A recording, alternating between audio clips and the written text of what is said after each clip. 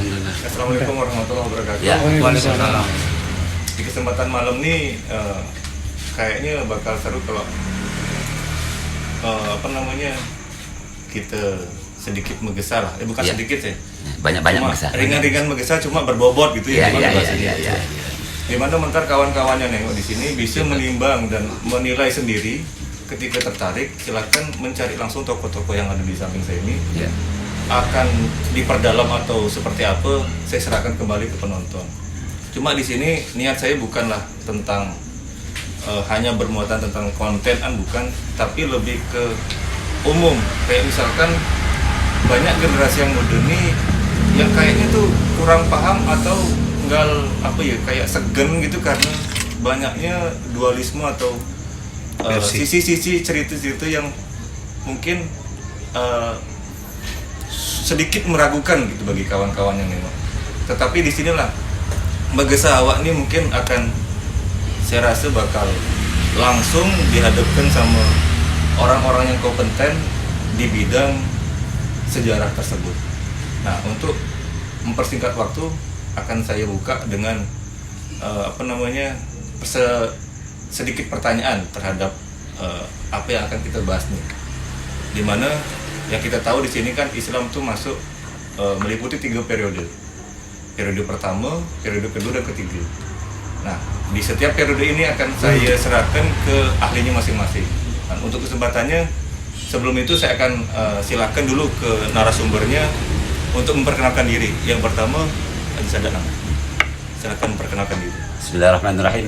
Assalamualaikum warahmatullahi wabarakatuh. Waalaikumsalam. Saya nama Musaddaq. Insyaallah tahun ini berumur 61. Saya kebetulan tentang bagaimana sejarah ini saya mau bertanya jalan dulu. Jadi, baik itu saya membaca surat tulisannya Pak Wendreken, terus cerita dari Nyi Sauda, cerita yang paling saya akrab sekali, abang saya, guru saya, seorang ulama tapi dia juga seorang pelukis dan seorang pemerhati budaya, yaitu almarhum Al-Maghfurlah Husin Abdul Jabbar. Beliau saya tengok memang dia budaya seni adalah jiwa dia.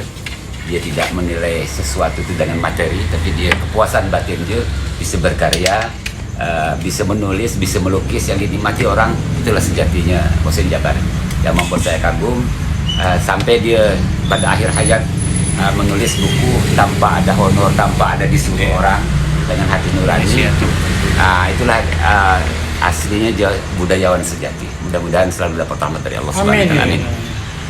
Saya pertama, kita orang Loloan. Tentu saya mengatakan Loloan ini bukan hanya Loloan Timur, Loloan Barat, tapi mungkin saudara-saudara kita sampai di Kecamatan Melayu ada di Sumbersari, itu orang Loloan yang menggunakan bahasa Melayu. Dan saudara saya juga yang di Air Kuning, karena saya kebetulan dari nasab orang tua adalah tetesan dari Dawam Sirajudin, tapi Dawam Sirajudin tidak punya anak angkatnya adalah orang Air Kuning. Makanya saudara saya orang Air Kuning, dan saya anggap juga orang Loloan itu, tapi dia ke timur berbahasa Bali, bahasa Balinya punya ciri khas, beda dengan orang-orang Bali yang ada di umumnya di Kabupaten Jember. Menarik saya adalah kalau dari jalur orang tua ke laki adalah dari Bone, dari orang tua perempuan adalah dari Gua. Saya sedikit banyak dari orang tua dari Husin Jabbar. Jadi saya ini sudah hampir ke 9 generasi dari Gua. Kemudian kalau dari orang tua ke laki, saya hanya bisa sampai 5 generasi hafal gitu. Jadi ke atasnya ke bawah. Ada banyak yang mengatakan termasuk Cik Saudan kan bahwa saya adalah keturunan Jabuni. Ya, orang Bone ini selalu dah asli sama Lemading, sama Tenggiri. Ikan Lemading. Ya, ikan Lemading ciri khas tuh. Tapi kalau orang Gua dari mak saya sih. Terus sekali lagi yang menarik dalam budaya orang Loloan ini, kalau kemacan kebuayaan dari pihak orang tua laki tidak bisa ngobati. Karena Gua lebih tua, kerajaan tertua. Yang lain Bone, Sopeng, Wajo itu adalah pecahan dari Gua, dari Kesultanan Sanudin. Maka dari itu saya terus terang semalam baru nengok videonya Baginda Ali, ternyata saya bukan orang Bugis, jadi saya orang Makassar. Jadi sekali lagi kita tidak paham, baru saya paham antara Bugis dan Makassar.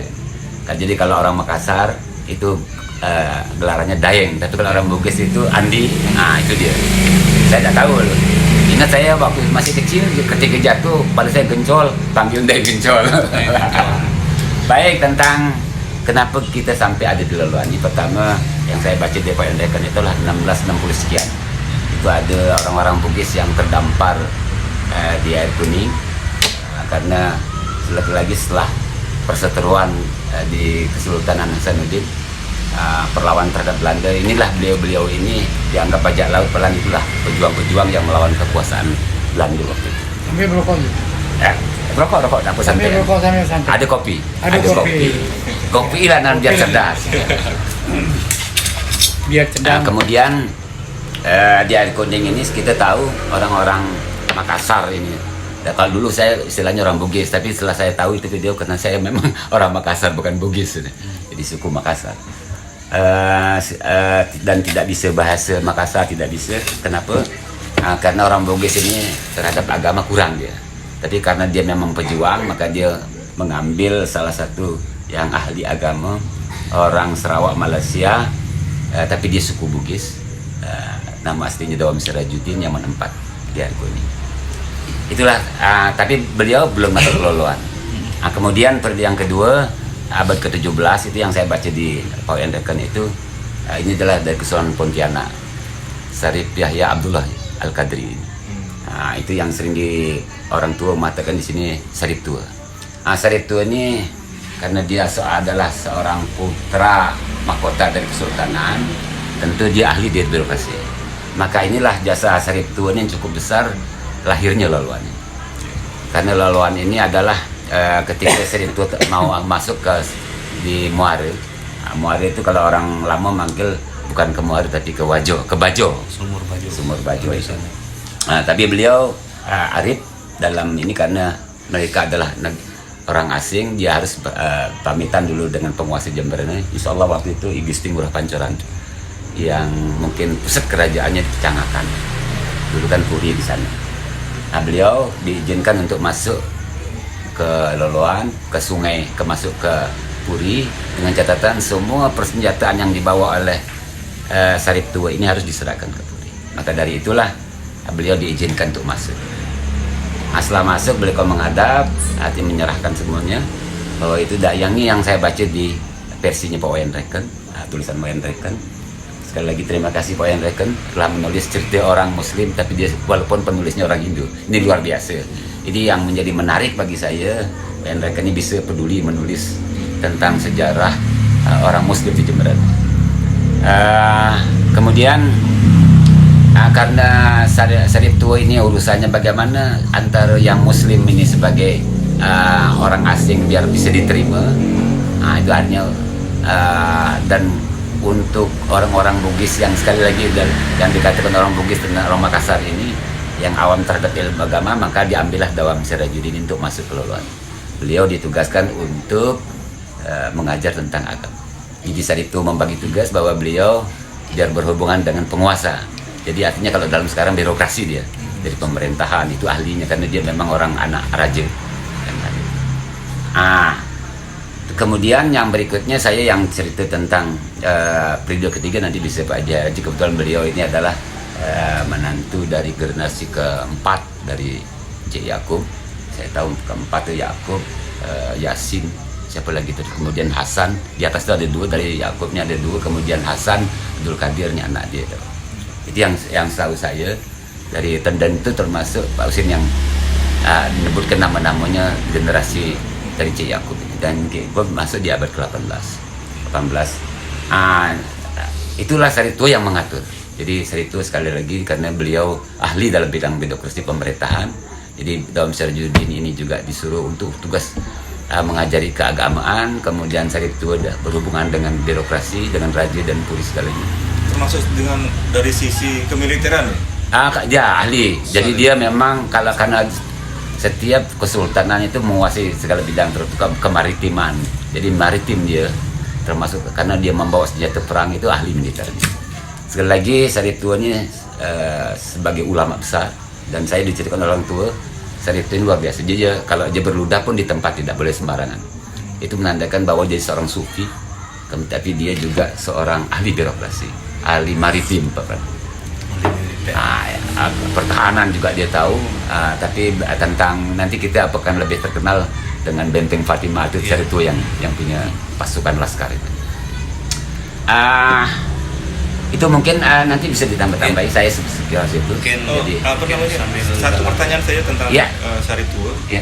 Bentuk apresiasi kita sebagai orang-orang yang sudah menikmati hasil dari apa yang diperbuat oleh Sariptua itu apa? Hanya dengan memberikan nama terhadap jembatan Pak Haji? Atau tidak ada lagi apresiasi awak terhadap beliau? Gitu? Saya bersyukur dengan Bang Haji Ami Yahya. Waktu itu saya sempatnya diskusikan untuk mengenang Sariptua ini. Saya waktu peresmian jembatan itu hadir, termasuk Wadijah main hadra gerubuk dari Kuning itu. Kita memberikan masukan untuk mengabadikan nama beliau, karena sekali lagi termasuk beliau ini yang kita hampir diberikan tanah hibah oleh Raja 80 hektar itu yang sudah ada di surat lontarnya di Puri. Itu termasuk beliau yang berjasa. Ada buktinya kan Pak? Itu bukti. Ya, itu satu bukti bahwa keseriusan persebaran antara Hindu dan Islam ini dibuktikan dengan ada di lontar itu. Jadi tanah hibah 80 hektar itu untuk Lawan Batlawan Timur. Itu salah satu bukti. Saya yang menarik kita sebagai generasi muda tentang jasa Sariptua ini mengajarkan bahwa Sariptua ini luar biasa. Jadi beliau datang kemari semata-mata untuk konsep Islam yang rahmatal alamin. Alamin itu bahwa kalau dia ingin mencari kekuasaan, kalau kita lihat dari tulisan penderekan ketika pernah terjadi kepakuan di Puri yang rajanya diasingkan oleh Belanda itu, Sariptua pernah menguasai Puri, tapi setelah 2 tahun dikembalikan kekuasaannya. Jadi itulah hebatnya Sariptua, bahwa tujuan kita berdakwah itu bukan semata-mata karena materi, karena kekuasaan, tapi karena rahmat. Bagaimana Islam itu menjadi rahmat bagi alam, bagi manusia, bukan karena memang bukan agama yang ditolong, tapi kemanusiaan yang diperjuangkan. Nilai-nilai kemanusiaan. Ya, nilai-nilai kemanusiaan itu. Lain dari jembatan yang juga ding. Jadi salah satunya itulah. Mungkin ke depan kita sebagai generasi muda tentang konsep rahmatal lil alamin ini yang perlu ditonjolkan. Sementara kita menganggap kalau bukan seiman, bukan sedari gitu. Bukan karena Allah menciptakan seseorang itu kan sudah takdir. Inilah yang perlu, nilai-nilai Sariptua ini yang kita pegang kepada generasi. Jadi kemanusiaan, di samping walaupun dia seorang sufi, orang ahli agama, ada di mana dia terkenal dengan benteng pendek, itu kan luar biasa. Jadi dia membela siapa yang memberikan dia itu. Ketika ada raja lain yang akan melawan Sariptua yang terdepan. Jadi kebaikan dia itu sudah tidak dibatasi oleh apapun gitu. Ya, itulah yang menarik bagi saya. Sementara kan kita lihat dalam dunia ini kalau seiman bukan sedari. Itu yang kadang-kadang jelas menarik pesan moral dan yang paling penting itu Sariptua mengajarkan kita bahwa membangun suatu komunitas itu satu agama harus kuat, ada dalam syarajudi. Kemudian pemerintahan berpolitik kita harus penting. Sariptua ini berpolitik, dia mengatur. Kemudian ekonomi, maka Sariptua memberikan tugas kepada Encik Yakub untuk lintas ekonominya dihidupkan pakai pinisi dia. Itu yang luar biasa, bahwa membangun rumah tangga, membangun komunitas, 3 sektor ini harus kuat. Jadi agama kuat, politik harus kita mainkan, ekonomi harus kuat. Terima kasih.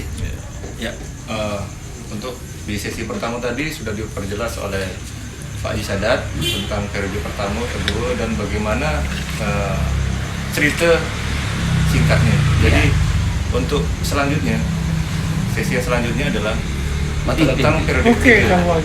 Di mana periode ketiga ini akan saya serahkan langsung ke Bang Haji Syaraji untuk waktu dan tempat. Saya persilakan. Ya, apa yang tahu lah. Bismillahirrahmanirrahim. Assalamualaikum warahmatullahi taala wabarakatuh. Waalaikumsalam. Pasang rokok sambilan santai. Pasang rokok santai. Jadi menindaklanjuti dari ceritanya Pak Haji Sadat tentang wilayah negeri saya yang namanya Loloan ini, cikal bakalnya mungkin sudah dijelaskan dengan Pak Haji Sadat tadi, sudah cukup valid sekali. dan saya akan menambahkan sedikit karena ini berkaitan dengan mbah buyut saya yang tertarik dengan wilayah Indonesia, terutama Pulau Bali yang terutama di daerah Kabupaten Jembrana. Jadi mbah saya itu bernama Encik Yakub, asli kelahiran orang dari Trengganu. Orang dari Trengganu, Sultan Trengganu, yang mereka pada saat itu ditugaskan oleh pemerintah dia sebagai penasehat Raja Trengganu Malaysia. Nah, mereka tertarik karena mereka itu ahli dalam bidang perdagangan dan dalam bidang agama juga. Karena dia tertarik karena di sini ada satu suku, yaitu suku Bugis ya, yang dari daerah ujung pandang dari negeri Gua ya Pak Sadar ya.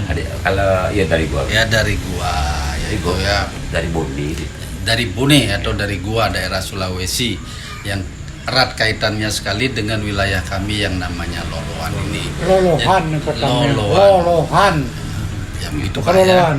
Lolohan. Saya lanjut Pak ya. Versi Bali. Iya itu dah. Jadi Itu masuknya Encik Yakub ke Kabupaten Jembrana, terutama di wilayah selatan daripada Pulau Bali, ya, yang namanya Loloan, ya, Loloan itu ya. Ya. Mereka tuh asli dari Trengganu Malaysia.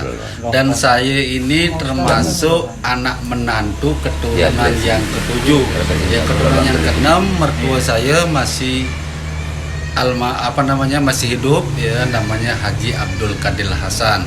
Dari situlah cikal bakal yang menceritakan kepada saya asbabun nuzul daripada kedatangan Encik Yakub ke Loloan ini. Makanya karena di sini sudah lebih awal ada orang-orang suku Bugis yang ada di sini, sedangkan Encik Yakub ini dengan bahasa Melayu ya. Jadi tradisi kami sebagai generasi penerus daripada pejuang-pejuang yang dulu tuh bahasa tetap kita mengikuti bahasa dari bahasa Melayu itu, yaitu ya bahasa kampung kalau orang sini bilang, kalau kemana siapa ya, itu Bahasa ya, pakai sehari-hari. ya bahasa sehari-hari kami persoalan. Tapi masalah tradisi kita menghormati keturunan Bugis yang lebih dulu datang ke tempat ini, yaitu Loloan. Makanya dari segi keturunan orang Bugis itu satu, suaranya bagus-bagus dan juga pintar berpantun Pak. Jadi begitu. Penter megendang lagi. Pintar megendang ya. Tapi Terus Encik Yakub ini mengembangkan sayap di Loloan ini, banyak murid-murid yang dari luar pulau Bali yang tertarik, salah satunya dari Palembang juga ada berkunjung kemari, akhirnya menetap di sini Bapak. Ya mungkin kalau tidak salah itu namanya Abdurrahman Cik. ya Abdurrahman Cik ya, dari keturunan dari moyang Latif ya. Ya, dari moyang Latif itu dari Palembang juga ada untuk menuntut ilmu, datang kemari berniaga, ada yang ke Sabada. Itulah cikal bakal terbentuknya wilayah kami yang namanya Loloan itu dari 3 generasi antara Bugis dan Trengganu Malaysia. Ya mungkin itu yang bisa saya sampaikan, kan begitu Mas ya? Iya. Barangkali ada yang ingin tanyakan lagi. Nah, untuk tadi kayaknya belum disampaikan sama Bang Siraji masalah nama, terus Bang Siraji ini siapa Encik Yakub gitu, maksudnya sampai masalah apa yang sudah diperbuat, apa yang sudah dilakukan oleh Encik Yakub untuk Loloan itu sendiri gitu Pak. Gitu ya. Jadi saya di sini nih sebagai anak menantu daripada keturunan Encik Yakub yang ke-6. Jadi saya beristrikan dari anaknya keturunan Encik Yakub yang ke-6 itu namanya Bapak Haji Abdul Qadir Hasan. Saya ini selaku anak menantunya. Dan yang dilakukan di sini, Encik Yakub ini ingin memajukan negara, terutama daerah kami Loloan, sehingga terkenal di seluruh antero bumi Nusantara. Makanya kami mempunyai ciri khas dari segi bahasa yang beda. Walaupun kami tinggal di Pulau Bali, mungkin bapak-bapak, ibu-ibu tahu bahwa mayoritas itu adalah agama Hindu, ya. Dan kami khususnya di Loloan ini ya mayoritas Loloan ini agamanya Muslim. Jadi masalah dari segi bahasa juga ya kami mengikuti dari Encik Yakub tadi, yaitu bahasa Melayu ya. Tapi kalau masalah tradisi kita mengikuti dari Yang keturunan Bugisnya. Ya mungkin itu banyak Encik Yakub mempunyai peninggalan, salah satunya dia berwakaf tanah yang berbentuk yang sekarang kami dirikan sebagai prasasti mereka, itulah Masjid Agung Baitul Qadim, dan makam beliau pun ada di tanah mereka tersebut, yaitu di belakangnya Masjid Agung Al-Quran tulis tangannya Pak. Dan juga ada mereka mempunyai prasasti ya, kalau kita lihat prasasti kenang-kenangan yang dibawa dari Terengganu Malaysia, dari Terengganu itu yaitu Al-Quran yang ditulis dengan tangan, dan itu masih ada di masjid ya. Al-Quran lain gitu. Prasasti itu gini, prasasti Ikrar wakaf. Nah, jadi dia Encik Yakub ini biasa mengajarkan kita tertib administrasinya. Ada tulisannya Jadi- Melayu di tembok tuh ada tulisannya berwakaf. itu. Jadi gini, dia prasasti itu bukan prasasti, itu ikrar wakaf. Ikrar wakaf Yang itu ditulis di papan. Di papan. Cuma Nanti sebutannya pasti namanya prasasti. Pakai bahasa Arapego. Arapego. Dan itu kalau kita kan yang menambahkan sedikit bahwa Maaf, perkenalkan diri. perkenalkan diri lah dia. Ya, biar Sudah waktunya belum kan ya? Jadi Iya, bisa perkenalkan, dilanjut. saya Mustaidin, kebetulan mewakili kawan-kawan yang ingin tahu lebih banyak tentang sejarah Loloan, bisa ke Pak Haji Sadat atau Pak Haji Heraji. Mungkin di sini hanya menimpalian apa yang banyak sedikit diketahui oleh anak-anak muda. Apakah nanti kita tanyai biar lebih jelasnya terkait dengan prasasti Encik Yakub. Memang itu beliau adalah tokoh agama dan juga melakukan banyak syiar tentang agama Islam. Prasasti Encik Yakub atau yang disebut ikrar wakaf itu meyakinkan kita bahwa Encik Yakub dan Sarip Tua pernah hidup pada masa yang bersamaan, masa jaya-jayanya umat orang Loloan, umat Islam di Loloan. Nah, mungkin dari cerita Pak Haji Sadat terkait tahap Islam pertama dan kedua dan seterusnya ada di Pak Haji Heraji. Saya ingin mengambil benang merahnya bahwa lain mace sama anak muda bahwa dikatakan ketika Sarip Tua datang, Masjid Loloan Timur sedang giat-giatnya dibangun. Nah, ini apakah ketika Sarip Tua datang ke Loloan ini Loloan ini sudah ada sudah ada baru diresmikan oleh Sarip Tua. Sedangkan di tahap pertama pun kita baca dari beberapa referensi bahwa Islam periode pertama datang sekitar abad 16 kita sepakat, cuma tahun di akhirnya mungkin ada beberapa gini kita tidak fokus ke sana karena kita tidak ada hidup di zaman itu. Cuman dikatakan bahwa yang pertama memang datanglah tahap pertama ini bisa disebut ada yang ngomong Daeng Marewa kan itu. Iya.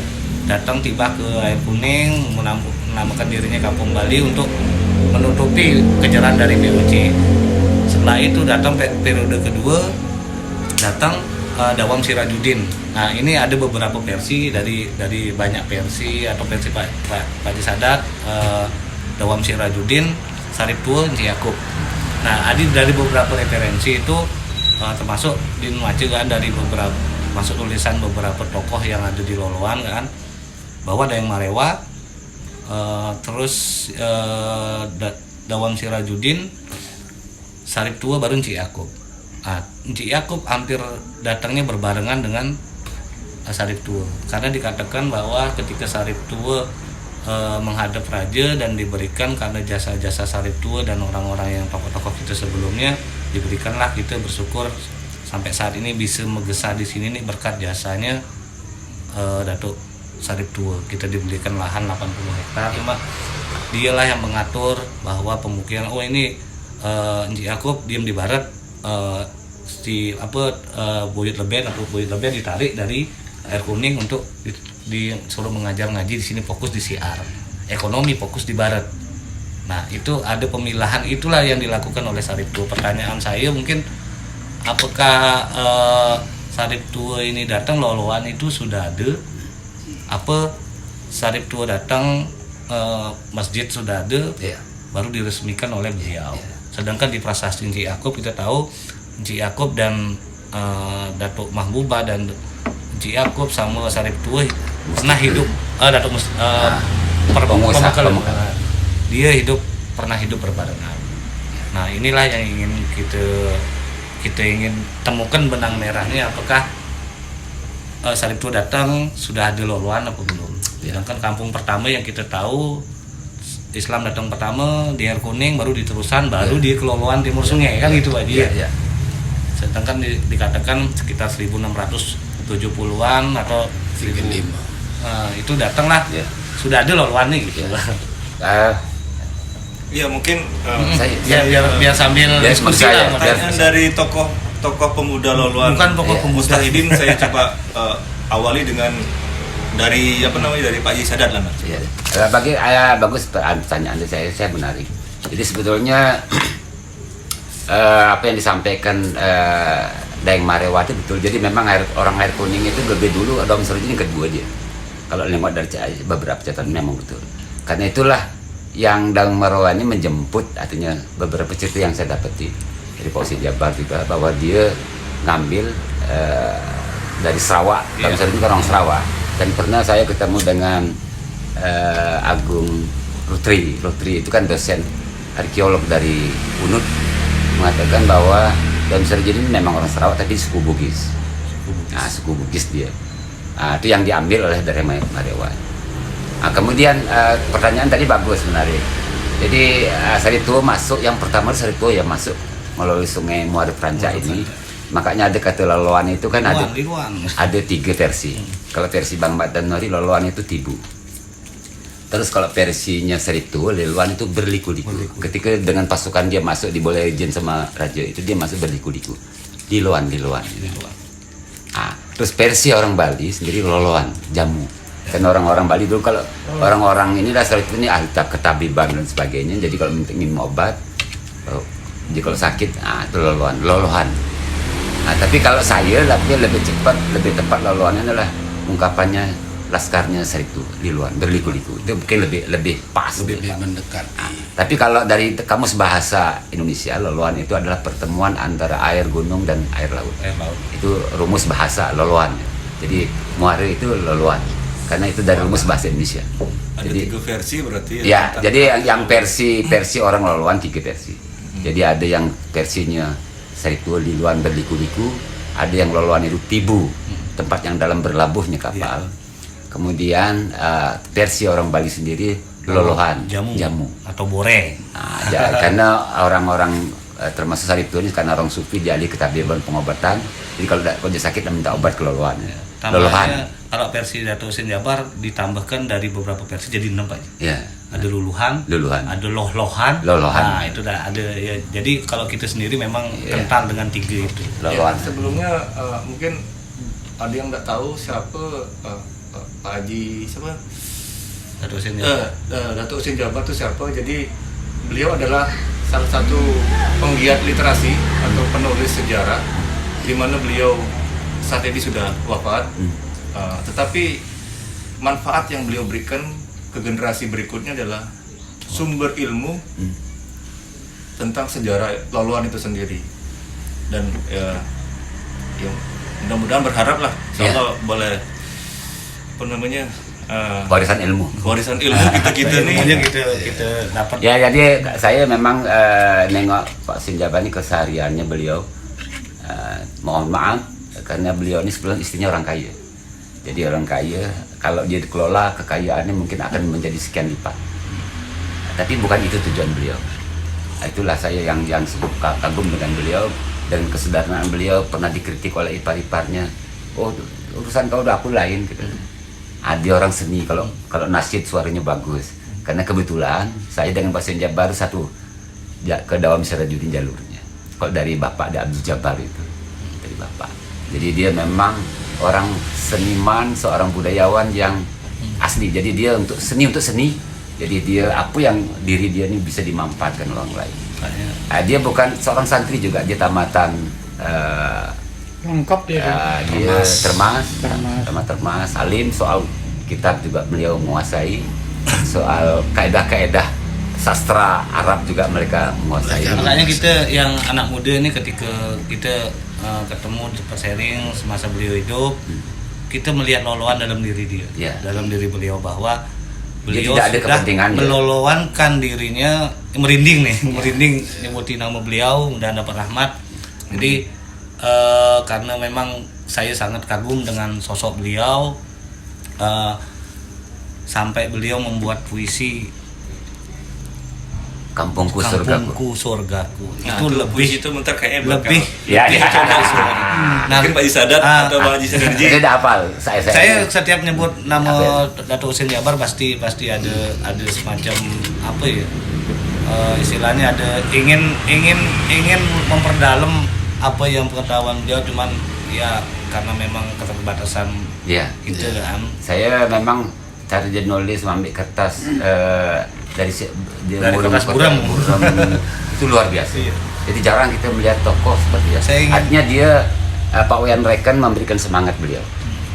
Kenapa orang Hindu yang menulis sejarah Islam itu luar biasa.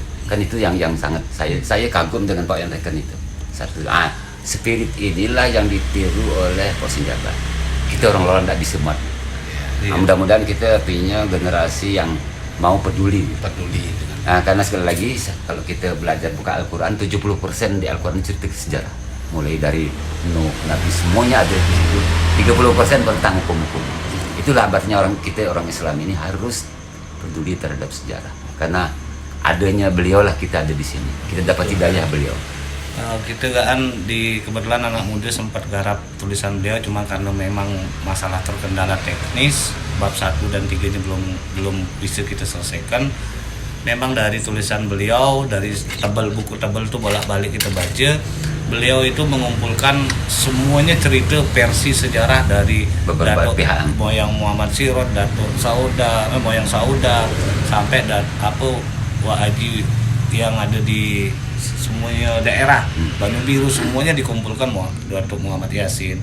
Nah, kembali kenapa pertanyaan saya tadi, apakah Sarip Tua datang ini berdasarkan itu kan di tulisan beliau bahwa Daeng Marewa pertama datang yang mungkin dikenal dengan Daeng Nakoda atau gimana, itu nanti ke depan nanti akan ketemu Daeng Nakoda itu siapa, Daeng Marewa itu siapa, Sarip Tua kan kita udah tahu. Yang jadi pertanyaan selama ini, apakah yang pertama ini Daeng Marewa atau Daeng Nakoda? Yang pertama kali membuka gerbang ini keloloan nih begitu kan. Kalau Daeng Nakoda itu istilah kayaknya semacam nakoda. Jadi Daeng Nakoda itu tukang panggung lah kasarnya. Daeng Nakoda itu adalah istilah siapa yang membuka, menjalani itu digelari Daeng Nakoda. Jadi Daeng Nakoda itu bukan nama satu seorang, tapi setiap tokoh yang menginspirasi untuk mencari Julukan. Jadi Daeng Nakoda ini ketika dia katakanlah Sarip Tua bisa dijuluki Daeng Nakoda.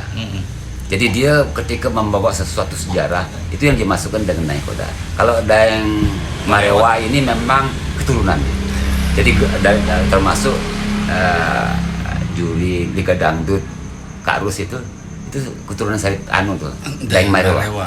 Itulah kalau saya Daeng Nakoda ini lebih kepada gelar terhadap orang sesuatu tokoh yang membuat catatan sejarah yang itu dinamakan Daeng itu kan. Kalau saya membaca komentar-komentar beberapa termasuk Eka Sabaran masukkan, bisa jadi nanti Ajin juga sebagai Nakoda ada di abad milenial.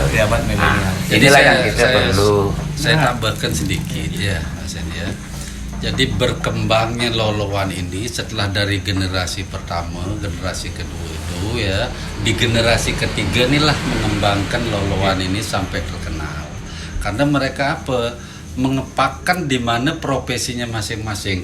Mereka tidak mencampuri dalam satu urusan apa keahliannya dia. Nah, dikasihlah begitu, yang ahli dagang disilahkan untuk dagang, ahli dalam militer atau maritim silahkan ya. Yang ahli dalam bidang agama kita dirangkumlah jadi satu di generasinya Cik Yakub. Makanya di generasi Cik Yakub keturunannya ini banyak menelurkan wali-wali abdal. Salah satunya mereka menganjurkan setiap generasinya nih untuk menuntut ilmu agama. Tapi kalau mereka duduk di pemerintahan, mesti mereka akan jadi pemerintah. Tapi kalau mereka membuka kitab, istilahnya mau duduk untuk mengajar, dia akan dijuluki seorang kiai atau seorang ulama. Itu berkat jasa berkembangnya Islam setelah dikoordinir oleh Encik Yakub ini. Di samping Islam memang sudah ada hadiah tanah sebagaimana Pak Haji Sadar ceritakan tadi dari kerajaan Pulau Bali yang menguasai Bali ini, terutama di Kabupaten Jemberana ini. Itu loh. Jadi dikembangkanlah oleh Encik Yakub, apa keahlianmu, silahkan kamu berjalan di keahlianmu, ya. Nah, di situ nanti dirangkum jadi satu, terciptalah suatu harmonisasi, ya, antara pak-pak masing-masing itu, dan kita tidak saling mencampuri. Kita tidak pernah mempergunjingkan masalah tradisi, masalah dari segi bahasa, tapi kita sudah sepakat bahwa di Loloan ini mempergunakan bahasa Melayu, ya, yang boleh dikatakan. Tapi kalau masalah tradisi kita mengikuti adat istiadat dari Bugis yang sudah duluan, ya, yang sudah dulu itu ya. Mungkin di daerah-daerah lain ada juga yang pakai bahasa Melayu ini tidak terus, terutama kalau menurut hemat saya, menurut pengalaman saya yang saya baca pernah di dalam satu buku itu, karena yang mau datang dari Sulawesi ini cikal bakalnya dari negeri apa tadi Pak Ji? Gua. Ya, Kerajaan Goa. Dari kerajaan Goa ini mereka transit dulu, ya, bisa jadi mereka transit di Bawean, terus di daerah Jawa Tengah, ya, di daerah Rembang dapat mereka di situ juga ada suku Bugis, langsung masuk daerah Belambangan, terutama di daerah Tanjung namanya. Nah, daerah Tanjung di Banyuwangi, ya, Banyuwangi Selatan, yaitu itu ada nama daerah Tanjung. Mereka mempergunakan bahasa Melayu seperti bahasa Melayu bermiripan, cuma dia tidak mau pakai huruf E karena mereka tuh pulaunya beda, pulaunya Pulau Jawa. Itu jadi pakai dia kemana, tetap dia pakai seperti bahasa Indonesia. Kemana? Beda dengan Loloan, kemana siapa. Kalau pasar ya tetap pasar, Mas. Ya gitu. Nah itu langsung. Ya, berarti benang merahnya era kejayaan atau era emas Loloan itu ada ketika masanya Datuk Sarip Tua dan Encik Yakub, tanpa mengesampingkan mereka yang sudah membuka gerbang semua berperan. Cuman kejayaan dan berkembangnya umat Islam itu dari dua tokoh ini. Dan kenapa banyak yang berdatangan itu masuknya lewat dua jalur. Kalau saya baca-baca itu, satu jalur dagang, yang dua jalur siar. Jadi ada yang sampai Datuk Haji Semarang datang ke sini karena memang alasannya siar, untuk menyebarkan ilmu agama. Ada yang datang karena dagang, ada yang ketemu saudaraku ada di sana, jadi satu perahu dia di sini, diajak lah. Nah, itu kejayaan itu dah yang sampai hari ini masih kita rasakan. Cuman nanti ke depannya gimana mengenalkan bahwa itu loh histori dari kampung kita yang kita naungi, yang kita diem ini, yang perlu edukasi. Nanti literasi tentang sejarah seperti ini memang harus ditambah terus, Pak Aying. Iya. Saya tambah dikit. Boleh. Assalamualaikum warahmatullahi diri dulu. wabarakatuh. Nama saya Pak Nasri, bapaknya Kaling. Bapaknya Mustahidin. Mujahidin yang bersemayam di atas rumah panggung ini, yang udah 200 tahun silam. Jadi tambah gini, masalah Pak Ali ini pernah ngomong sama Bang Husin Jabar. Pernah kira-kira mungkin jam 11 malam. Matanya dia kan senang melukis pemandangan. Iya. Nah, matanya khas. Bang Husin, abang ini kok gemar lain dari pemandangan, udah pegatnya mau pemandangannya sejuk.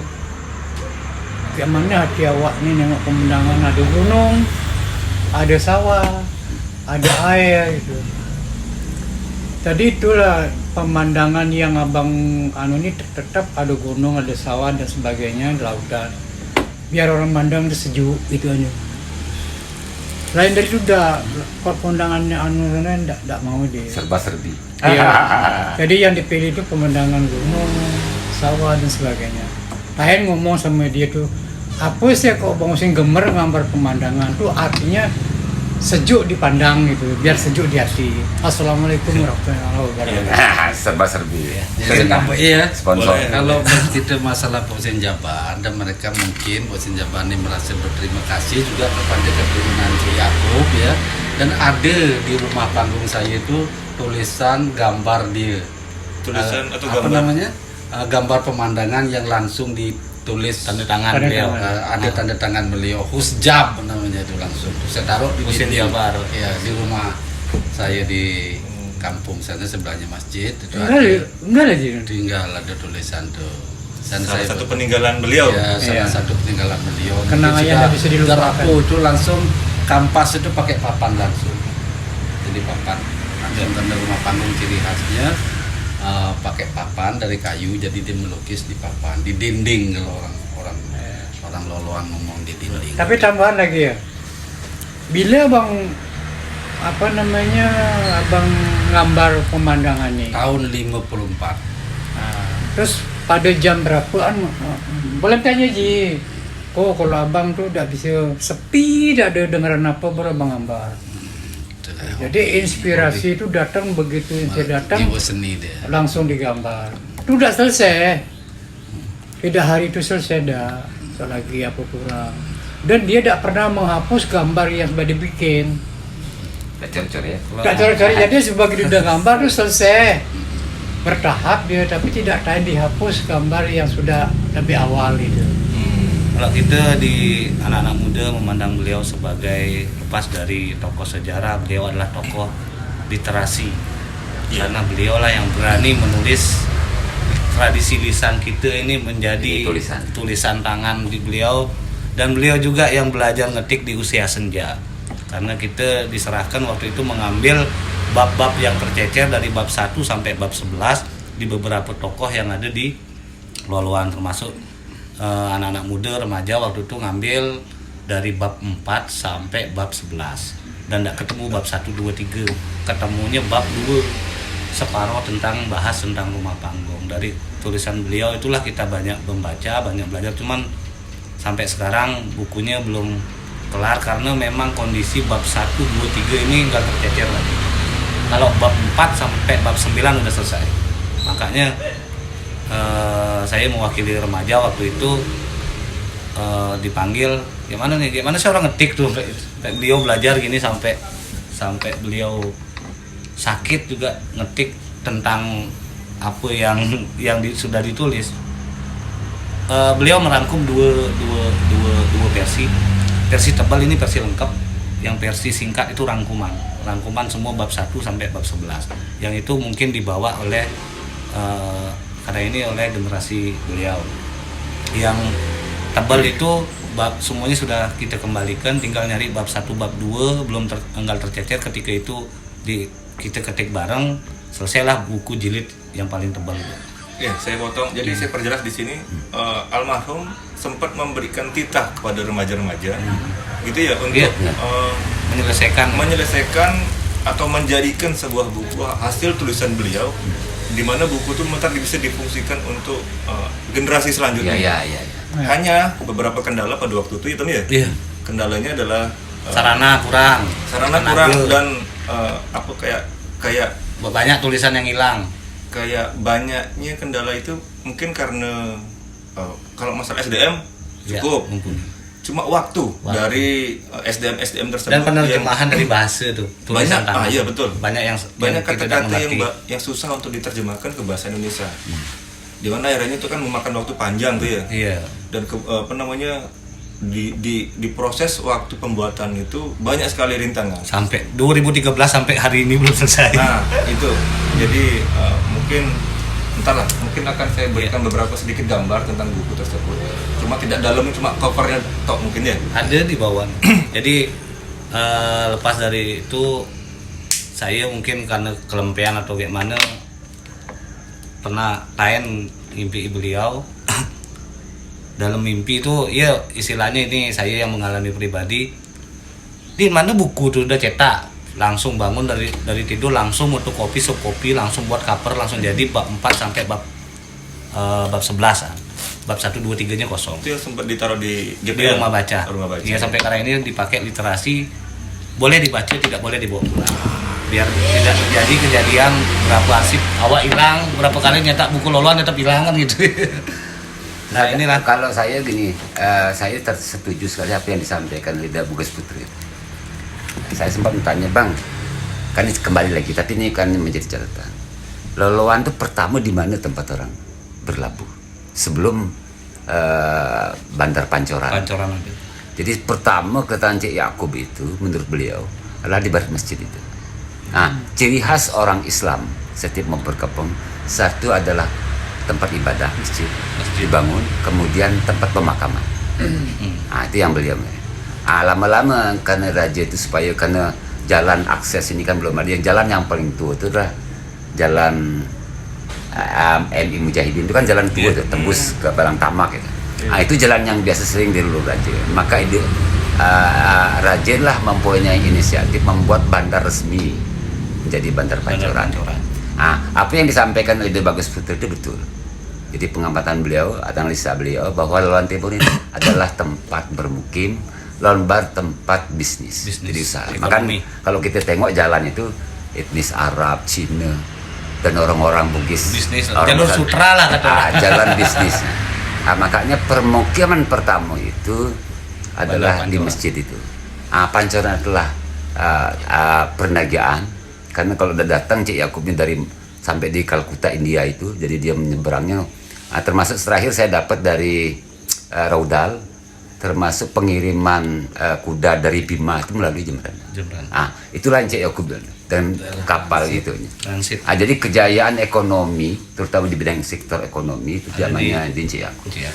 Jadi informasi dari Bang Raudal Tanjung Banua tuh. Ya.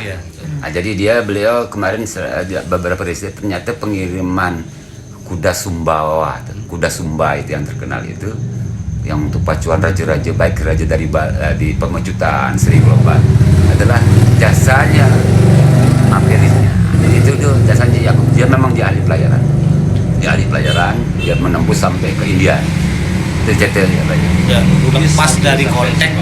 lepas dari konteks Jemberana itu sendiri bisa diakui atau tidak, pembukaan kemajuannya diawali dari Loloan. Makanya karena memang gerbang ekonominya, sarananya perahu pinisi. Perahu pinisi itu siapa yang bawa? Sedangkan dulu kan ketika tawan karang. Jadi ketika suatu perahu atau suatu pasukan datang ke negeri kerajaan, semuanya disita, masuk alat-alat. Tapi tokoh kita yang datang bawa perahu pinisi itu tidak mau kapalnya diambil, biar aku pakai mendagang karena Jemberana ini hasil rempah, hasil pertanian, hasil perkebunan itu dijual menggunakan media perahu pinisi itu. Jadi hubungannya memang sudah akur dari lama. Jadi saling, kita di pertahanan, kita di ekonomi, ya semuanya ada di Loloan kan. Nah itu udah mungkin ketemu dengan titik pertama tadi yang ditanyakan, bahwa ketika Sarip Tua datang ke Loloan, masjid Timur Sungai Timur Sungai atau Kampung Hilir waktu itu sedang giat-giatnya dibangun kan itu. Berarti memang ketemu. Cuma ini dah tinggal periode siapa yang pertama, siapa kedua, siapa tiga itu berdasarkan versi masing-masing. Tapi benang merahnya ketemu era kejayaannya ada di masa Cik Yakub dan Sarip Tua. Tanya lagi satu. Selama ini orang mengesah sejarah, Yakub dan sebagainya. Tapi satu pertanyaan, tidak ada yang saya dengar tanya, masjid itu lama atapnya apa? Oh iya nih, ingin saya tanyakan, kan masjid itu bukan bentuk kayak gitu, Pak. Rumah panggung ya. Pada waktu yang pertama pada waktu ini Pak Haji Saifuddin ke Sayang, gitu. Waktu gempa tuh kan Pak Ali tuh waktu munjang tuh. Yang ingat tahu yang aja atap di atas itu rumah panggung lah. Tidak tahu dia. Ya setahu masih Pak Haji Saifuddin tidak tahu tuh. Yang yang pakai rok nyapu itu apa namanya itu? Hijau ya. Nah itu model cerucut karena model rumah Papua tuh gitu. Jadi gitu pertama genteng tuh bukan genteng. Kolang kaling tuh. Kolang kaling. Belum tanya orang tuh. Saya dah ngomong tanya, memang tapi disebut karang ini baru karang inilah. Enggak ada. Jadi Jum bukan genteng tuh. dari- Nah, dari terus yang jadi pembongkar rumah Raja panggung tuh Belanda. baru genteng gitu. Raja apa namanya? Genteng Palembang, paling panjang gitu. Jadi itu dah jadi kalau lama kan karena kalau kita nengok dari budaya di Bali kan setiap pulau itu pasti pakai cut. Nah, Bisa jadi tuh. Jadi kerucut panggilnya. jadi dia Model balik kerucut. ini kerucut. Ah, itu Model dah- kerucut. termasuk lama kan masjid Jemberana namanya. Masjid Jemberana. Sebetulnya kalau berapa sebetulnya situsnya hilang. Masjid pertama di Bali di Jemberana ini adalah di Air Kuning. Air Kuning. Nah, tadi kan situs hilang. Itulah sekali lagi orang tidak menghargai sejarah. Nah, itu sejarah. Nah, kita masih ada untung masih peninggalan masjid kita sudah kehabisan. Jadi sudah masjid modern ini, bukan masjid sejarah lagi. Ini sudah masjid modern. Makanya saya ya bukan saya silakan Iya. orang berpikir. Jadi saya tidak bangga lah dengan masjid megah, tapi masjid sejarah itu yang membuat saya sedih. Gitu. Dan masjid Demak ya. Tertarik sama bahasa Pak Haji yang masjid pertama yang ada di Jemberana itu ada di Air Kuning. Di Air Kuning, Air tapi Kuning. situsnya hilang. Tapi sudah hilang tuh ya. Hilang. Sudah ada Masjid digital. Pahlawan itu bukan di situ. Jadi masjid Banjar Sabe itu di situ Banjar Sabe dia bukan Di keramat. tengah dia. Kalau Masjid Pahlawan tuh di era kemerdekaan. Kemerdekaan. Tempat Jadi- nyimpen senjata. Makanya Nah, namanya makanya masjid. istilahnya ada tradisi janturan. Janturan itu kan di Air Kuning ya. Jadi- Apa tuh cerita tentang beduk di belah dua ditaruh di Baitul Qadim satu di Air Kuning satu. Kalau bisa jadi zaman yang asli. Iya, berarti masjid yang pertama itu Ya, beduknya dipecah mungkin ya. di janturan itulah ada kalau mungkin di situ dia. Saya kan pengamatan. Jadi janturan itu budayanya. Jadi dia di masjid termasuk orang non Muslim pun Hindu di situ. Di luar masjid dia pakai main burda. Jadi Untuk Belanda siar. tidak tahu. Itu kan menarik kemarin diamati oleh dari UNUD itu yang sempat kita di lurah diundang. Iya, iya. Itulah budaya itu. Itulah saya konsep rahmatan lil alamin itu yang perlu kita jaga sampai kali ini generasi muda.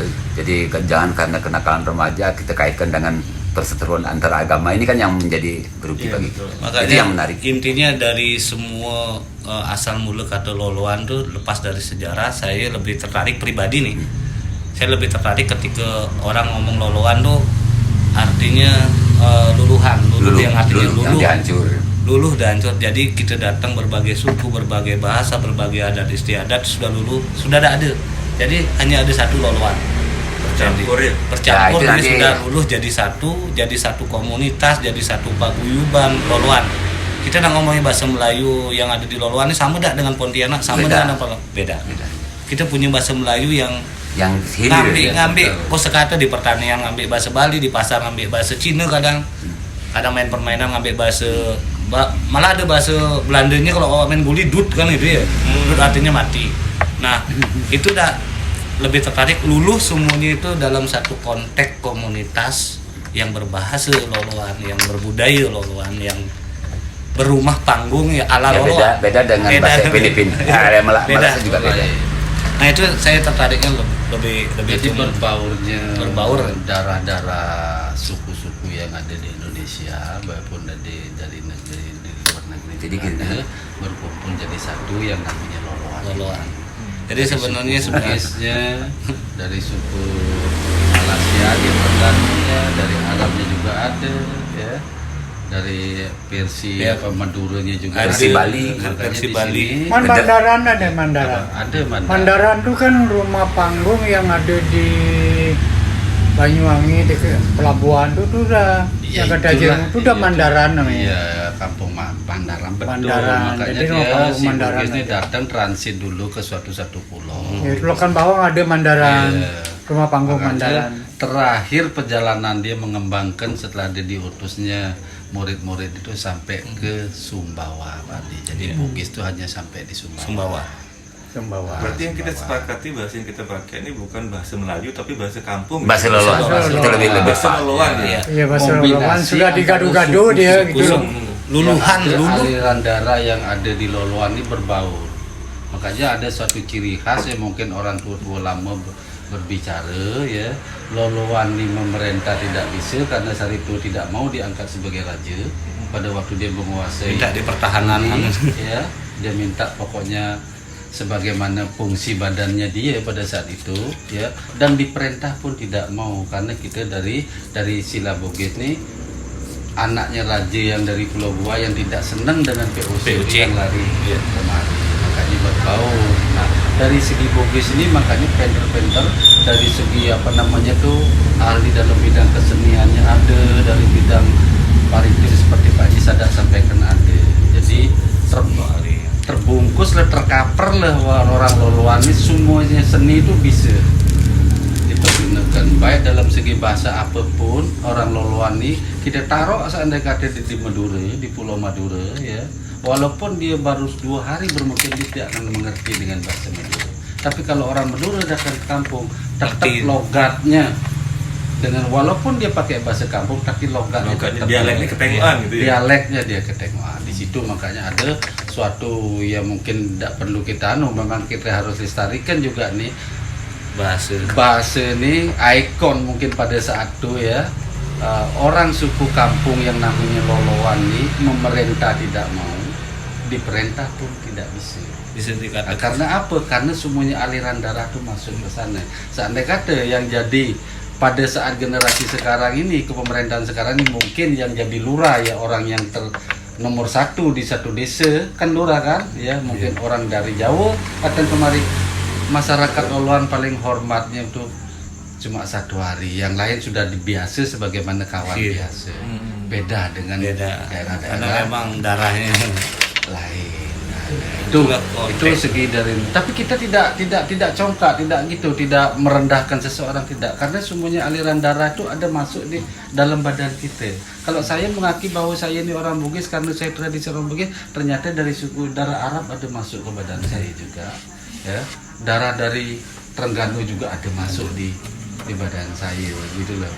Nah, dari makanya situ saya juga sering dapat kunjungan dari keluarga-keluarga dari Terengganu juga, silaturahmi kita tetap bagus ya, komunikasi tetap kita jalan, saling silaturahmi gitu. Makanya di sini belum selesai. ahli sekali orang-orang Loloan ya, apalagi dalam kesenian ya, tarik suara apa segala macam. Kalau boleh katakan karang ini tuh kasidahan atau mapantun pinter-pinter orang Loloan. siap. Iya. Jadi mungkin akan saya tutup dah. Oh iya, Malam ini. Tapi Kalau ada di sumur di ladang, sama petani. Bentar Haji. Ya. Mungkin saya tutup dengan sama kawan-kawan yang nengok di sini. Iya. Baik. Terima kasih banyak untuk kawan-kawan yang sudah sedia untuk nengok menggesa-menggesa awak nih. Saya kembalikan ke kawan-kawan lagi. Bagaimana kawan-kawan bisa menangkap apa yang awak gesakkan barusan? Apakah bakal kawan-kawan teruskan dengan ketertarikan untuk mencari beliau-beliau nih, untuk memperdalam lagi? Saya serahkan ke kawan-kawan. Nah, jadi untuk mengakhiri diskusi menggesa awak nih, saya ingin ada sedikit pantun dari Pak Haji Sadat. Ya, oke. Kata silakan. orang kalau tidak tutup dengan pantun tidak elok, tidak bagus lah. Kalau ada semut di ladang, serahkan sama petani. Kalau dia umur panjang, kapan-kapan kita ketemu. Assalamualaikum warahmatullahi wabarakatuh. Waalaikumsalam.